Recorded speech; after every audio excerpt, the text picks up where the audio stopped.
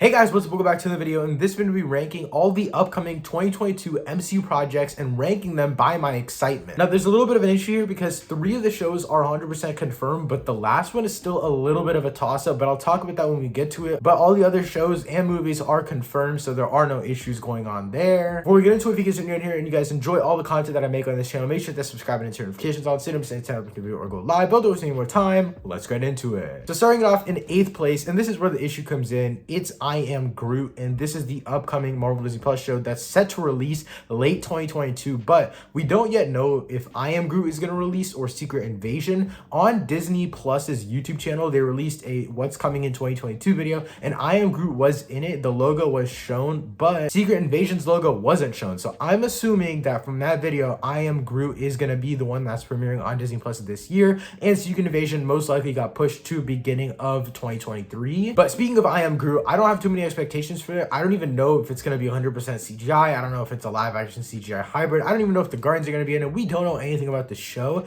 That's why it's in my last spot. If we knew stuff about it, I'd probably be hyped, but we literally know 0 things about it. But with that being said, in 7th place is Miss Marvel. Now, here's the thing. I'm excited for the show. It's just that the next place kind of resonates with me more. The reason I'm not too excited for Miss Marvel is because it seems like it's going to be more of a child-centered show. It feels like it's going to be more for the younger audience, just younger kids in general, trying to relate to their life and stuff like that. It's not going to really resonate with any of the older viewers of Marvel. I just don't think that's going to be the case. That's why I'm kind of scared for this show, because I feel like a lot of people are just going to hate on it because it's such a kiddie show and all that kind of stuff. And it's just not meant for us. It's meant for elementary school kids from what I know, and maybe even early middle school kids. Even though the show will probably take place in high school, it's definitely going to be more kiddie down. It's going to be more kid friendly, and I'm okay with that. It just doesn't get me hyped personally. Next up on the list, number 6 is She-Hulk. Now, I'm actually pretty excited for this one. I think it's going to be 9 episode, 30-minute episodes, just like WandaVision was, and we haven't had a show formatted that way since WandaVision. There's also going to be some sitcom aspect to it, just like WandaVision, and I don't really like the 30-minute 9 episodes. I vibe with it, I guess, but I don't really, that's not what I prefer. I prefer the 1 hour, 6 episodes. The reason I'm super excited for She-Hulk, though, is because Matt Murdock is rumored to play a pretty decent role in it. I'm actually very excited to see Mark Ruffalo come back as Hulk. Obviously, he's probably never going to get a solo movie in the MCU because of the rights issue going on with Universal and Marvel. So if this is all that we can get of more Mark Ruffalo as Hulk, and it looks like they're going to be changing up his character a lot, where you can go back and forth between Bruce Wayne and Professor Hulk, like we saw in the end of Shang-Chi when he had the Regulator on his belt. He has some like stuff going on with this character, and I'm excited to see where they go with him, because as of now, his character is very, very mediocre, and they've really just like taken him to the grave. I'm excited to see how they revitalize him. Also, Daredevil's gonna be in the show, as I mentioned before. There's also rumors going around that Jessica Jones will be showing up in the show as well, which I'm pretty excited for. I haven't seen the Jessica Jones show, so I don't know the character too well, but I'm just excited to see the Netflix shows integrating more with the MCU, so I'm glad to see that as well. Apparently, Matt Murdock is going to be donning the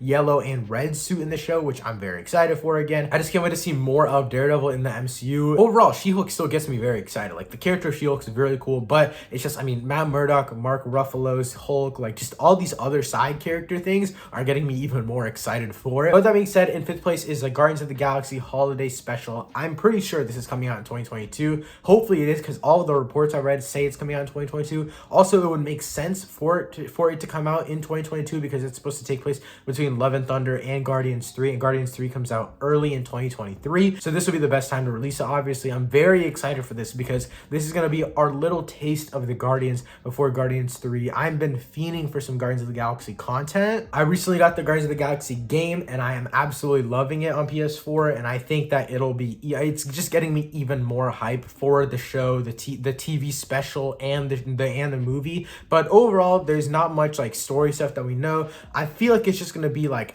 improv, hopefully, and just having a fun time. I just can't wait to see the chemistry between everyone, and it's just gonna be a really, really fun time. Everything from 5 to 8 has just been like, we really don't know much about these shows and all of these projects. We just know that they're happening, and I'm just basing my excitement off of the previous stuff from these characters and what we know from leaks and rumors and all that kind of stuff. So yeah, 5th place is Guardians of the Galaxy Holiday Special. I'm pretty excited for it. But now moving on to 4th place for me is Black Panther Wakanda Forever. Now, I'm more excited out of curiosity for this movie than I am actually excited to see like Wakanda again or any of the characters again. Like, I'm more curious as to what the hell they're even gonna do with the Black Panther franchise. How is all of this gonna work out? Because we know obviously Chadwick Boseman isn't part of the franchise anymore. Latita Wright, or however you pronounce her name, I don't care how you pronounce her name, she's being such an annoyance to Marvel. Number one, she's not getting vaccinated. She's literally putting herself at risk and everyone else at risk on the production. Production has been halted due to her like 2 or 3 separate times. She's literally she's just being a pest to Marvel on this project, and it's really messing with everything. The script wasn't done even when they started filming. I mean, the same thing was the case for Spider-Man No Way Home, and I love that movie, but in this movie, it's replacing a whole entire character. I don't know what they're gonna do. I don't know if they should replace T'Challa. I think they're just gonna kill him off from the funeral leaks that we had, but I don't know what they're gonna do. This movie is more of an excitement from curiosity though, like I mentioned before, because again, we don't know much about the plot, or at least I don't, because I haven't read many of the leaks, but we know that Namor is probably gonna be in the movie, which gets me excited. That's something pretty cool to see. And just seeing the world of Atlantis, I think that'll be really, really interesting. I'm also kind of pissed that they're gonna keep passing around the mantle to like different people in the MCU. Apparently Shuri's gonna get it, and then M'Baku's gonna get it by the end of the movie. It's like, why are you just tossing around the mantle? Just give it to one person. Give it to M'Baku in the beginning, or in my opinion, give it to Okoye in the beginning. I think she deserves it the most. But overall, again, this movie, my excitement is coming more from curiosity, which is not a bad thing. That's just where it is exactly coming from. But with that being said, in third place, my third most anticipated MCU project for 2022 is Thor: Love and Thunder. Now, I have some tidbits for this movie that make me even more excited for it. I'm not allowed to share with you guys. It'll probably be revealed in the first trailer, but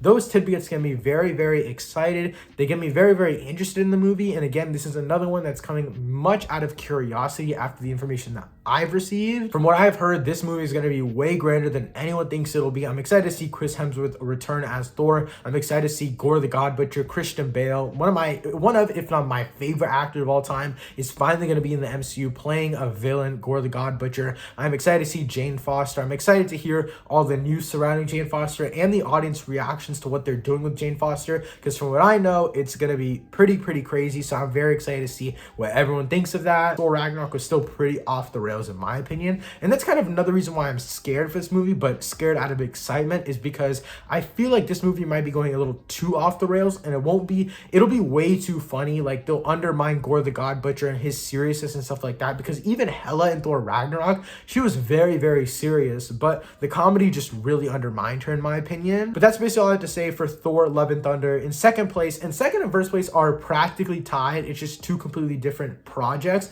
so I can't really like judge them the same. But in second place is Moonlight. This is, I think, gonna be the first Disney Plus show of 2022. Hopefully it's the first one, but I'm so excited for this show. It's gonna be dark, gritty, has one of my favorite actors of all time, Oscar Isaac, in it. It also has Ethan Hawke playing the main villain, and overall, this is just gonna be absolutely insane. Hopefully it gets dark, hopefully it gets gritty, hopefully it gets bloody, hopefully it gets insane. I am so excited to see what they do with this. Again, we don't know much about this project. We had a little bit of a teaser during Disney Plus Day, and it looked really great. I love what we saw. Like, I love the camera work, the little tidbits that we get to see. Everything looks really great to me, and I'm just so excited. I think this will be Disney Plus's Daredevil. I don't think they're gonna go as crazy as Daredevil, but I think it'll be up there, and I think this will keep pushing the boundary of how far Disney Plus is gonna go, and then eventually hopefully we'll get Daredevil season 4, which is just as gritty as the first 3 seasons, and even Punisher season 3 or season 4, however many Punisher seasons there are before this. I just hope that we get back to the original state of the Netflix grittiness, and I think that Moon Knight will be the next step there. But with that being said, my number one most anticipated MCU project of 2022,